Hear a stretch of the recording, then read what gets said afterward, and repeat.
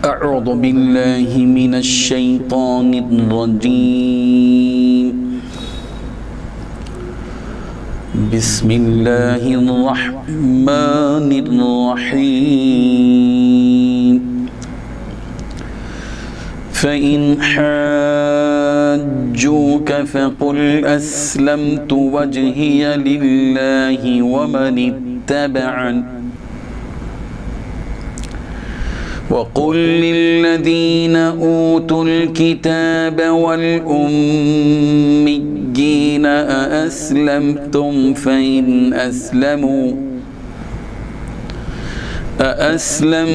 فإن أسلموا فقد اهتدوا وإن تولوا فإنما عليك البلاغ والله بصير بالعباد صدق الله العظيم. حاضرین و ناظرین، یہ درس نمبر 213 ہے. سورہ آل عمران کی آیت نمبر 20 کی تلاوت کی گئی. آیت کے لفظی معنی یہ ہیں فَإِنْ حَاجُّوكَ، بس اگر وہ آپ سے حجت بازی کریں تو فَقُلْ، پیغمبر آپ کہہ دیجئے اسلم تو میں نے اپنا رخ کر لیا، یا اسلم تو وجہیا میں نے اپنا رخ کر لیا للہ اللہ کی طرف، ومن اتبعن اور ان لوگوں نے بھی اللہ ہی کی طرف رخ کر لیا جنہوں نے میری اتباع کی، ومن اتبعنی. وقل، اور پیغمبر آپ کہہ دیجئے للذین اوتوا الکتاب، ان لوگوں سے جنہیں کتاب دی گئی، والامیین اور ان پڑھ لوگوں سے بھی کہہ دیجئے کہ اسلمتم، کہ کیا تم نے بات کو تسلیم کر لیا، کیا تم اسلام لاتے ہو. فَإِنْ أَسْلَمُوا، بس اگر وہ اسلام لا لیں تو فَقَدْ اهْتَدَوْا، تو وہ راہ پا جائیں گے، ہدایت پا جائیں گے. وَإِنْ تَوَلَّوْا، اور اگر وہ منہ موڑ لیں تو فَإِنَّمَا عَلَيْكَ الْبَلَاغُ، پھر تو آپ پر صرف پہنچانے کی ذمہ داری ہے. واللہ، اور اللہ بصیر، دیکھ رہا ہے بالعباد، بندوں کو. آیت کا ترجمہ یہ ہے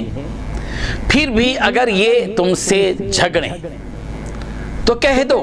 کہ میں نے تو اپنا رخ اللہ کی طرف کر لیا ہے، اور جنہوں نے میری اتباع کی انہوں نے بھی. اور اہل کتاب سے اور عرب کے ان پڑھ مشرکین سے کہہ دو کیا تم بھی اسلام لاتے ہو، پھر اگر وہ اسلام لے آئیں تو ہدایت پا جائیں گے. اور اگر انہوں نے منہ موڑا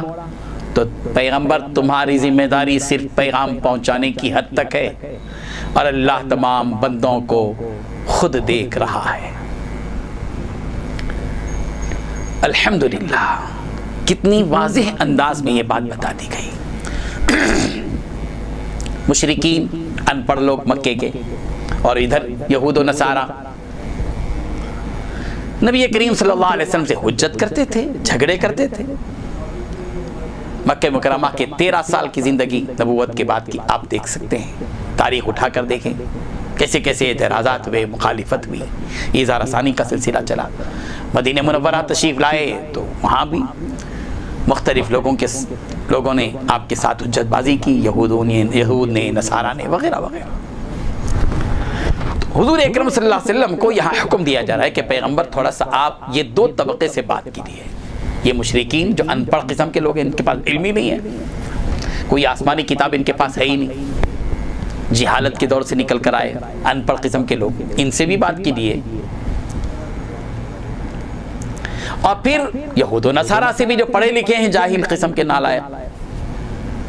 ہمیشہ حجت کرتے رہتے ہیں پیغمبر سے، وقت کے نبی کے ساتھ برسر پیکار رہتے ہیں. سازشیں کرتے ہیں، شرارت کرتے ہیں، ان یہود و نصارہ سے بھی آپ گفتگو کیجیے، ذرا گفتگو کیجیے، آپ ان سے صاف صاف بتا دیجیے پیغمبر فَإِنْ حَاجُّوكَ، اگر آپ سے حجت بازی کرتے ہیں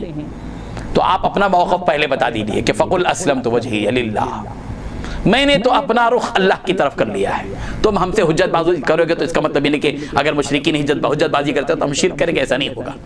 یہود و نصارہ جو اپنے مذہب کی بات کرتے ہیں، حجت کرتے ہیں، تو ایسا نہیں ہوگا کہ ہم یہود و نصارہ کے مذہب کو قبول کر لیں گے، نہیں، ہمارا دو ٹوک فیصلہ یہ ہے کہ ہم نے اللہ کی طرف اپنا رخ کر لیا ہے، بس اللہ کا جو حکم ہوگا اس کو تسلیم کریں گے۔ اور نہ صرف میں بلکہ پیغمبر آپ یہ بھی بتا دیجیے کہ ہماری تبعان، جنہوں نے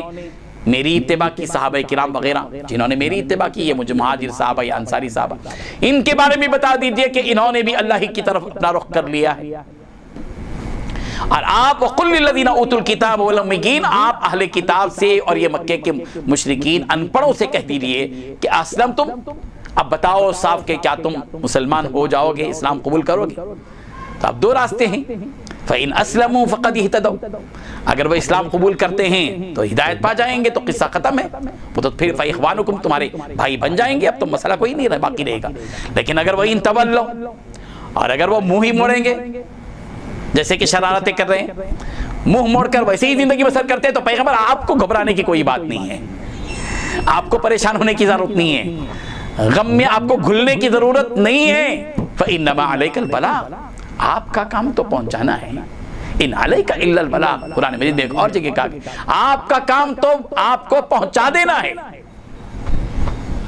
آپ نے لوگوں کو ڈرایا، مبشر بنا کر بھیجے گئے، خوشخبری دی، آپ نے لوگوں کو ڈرایا، ہر چیز بتائی، آپ نے تبلیغ کی، آپ نے پہنچا دیا، بس فَإِنَّمَا عَلَيْكَ الْبَلَاغُ، آپ پر ذمہ داری سے پہنچانے کی، آپ پہنچا دیا آپ نے، ہدایت آپ کے ہاتھ میں نہیں ہے، یہ آپ کی ذمہ داری نہیں ہے، آپ کا کام پہنچا دینا ہے، آپ نے پہنچا دیا، قصہ ختم ہے۔ اور یہ بات یاد رکھیں کہ واللہ بصیر بالعباد، اللہ اپنے بندوں کو خود دیکھ رہا ہے، کس کے ساتھ کیسے نمٹنا ہے وہ اللہ کو معلوم ہے، آپ کو گھبرانے کی ضرورت نہیں ہے، جو سازش کرے گا وہ اس کی سزا بھگتے گا، آپ حق پر ہیں، اللہ آپ کو دیکھ رہا ہے، آپ کی نگرانی کرے گا، آپ کی حمایت کرے گا، آپ کی نصرت کرے گا، آپ کی مدد کرے گا، اور آپ کے خلاف جو کھڑے ہوں گے ان کو بھی دیکھ رہا ہے، ان کو سزا دے گا، ان کو انجام تک پہنچائے گا۔ یہ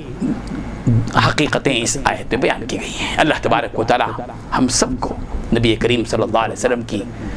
اتباع کرنے والا بنا دے، وَمَنِ اتَّبَعَنِ کی فہرست میں اللہ تعالی ہمارا بھی شمار فرما دے کہ ہم نبی کریم صلی اللہ علیہ وسلم کی اتباع کرنے والے بن جائیں۔ اللہ ہم سب کو نیک توفیق عطا فرمائے، وآخر دعوانا ان الحمد للہ رب العالمین۔ لا إله إلا الله